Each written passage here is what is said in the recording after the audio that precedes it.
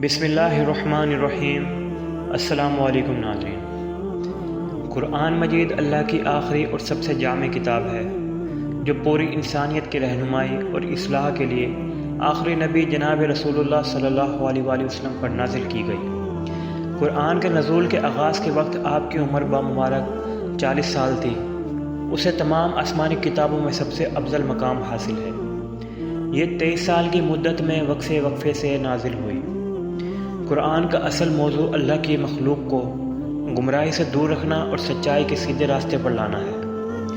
قرآن کی خصوصیت یہ ہے کہ اللہ نے اس کی حفاظت کی ذمہ داری خود لی ہے، چنانچہ اس کا ایک ایک حرف اور نقطہ محفوظ ہے اور اس کے کسی بھی حصے میں نہ آج تک کوئی تبدیلی کر سکا ہے اور نہ قیامت تک کر سکے گا۔ یہ دنیا میں سب سے زیادہ پڑھے جانے والی کتاب ہے۔ قرآن جیسا کلام کوئی آج تک پیش نہیں کر سکا اور نہ کر سکے گا۔ قرآن کے ذریعے دیگر آسمانی کتابوں کے احکام منسوخ ہو گئے۔ قرآن مجید کا ہر حکم ہر زمانے کے حالات کے بالکل مطابق ہے، اس لیے اس کو کتاب فطرت بھی کہا گیا ہے۔ قرآن مجید کے بے شمار حافظ ہیں اور لاکھوں سینوں میں یہ محفوظ ہے۔ قرآن سے متعلق ضروری معلومات یہ ہے کہ قرآن کریم کے نزول کا آغاز شب قدر میں ہوا۔ اس میں 30 پارے ہیں، 7 منزلیں، 14 آیات سجدہ، 114 صورتیں، 557 رکوع ہیں، 6666 آیات ہیں، 77,934 کلمات ہیں اور 3,63,671 حروف ہیں۔ قرآن کے بنیادی حقوق یہ ہیں کہ اس کے حق ہونے پر ایمان و یقین ہو، اس کی تلاوت کرنا، اس کا ادب و احترام کرنا، اس کو سمجھنے کی کوشش اور اس پر مکمل عمل۔ قرآن کی تلاوت بہت اہم عبادت ہے۔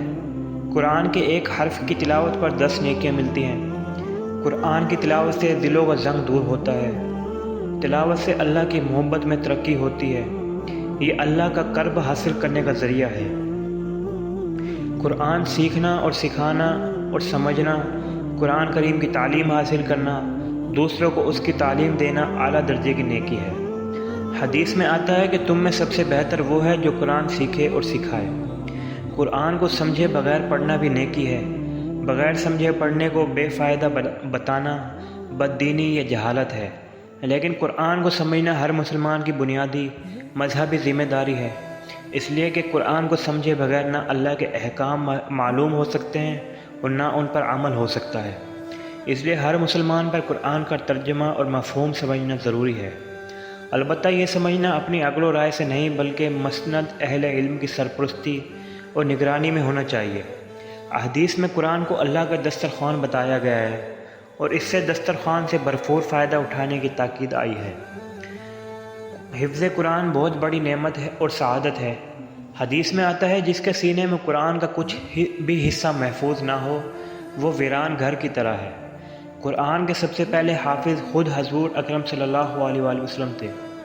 صحابہ کی جماعت جو صحیح قول کے مطابق 1,24,000 افراد پر مشتمل تھی، اس میں تقریباً 10,000 حافظ تھے۔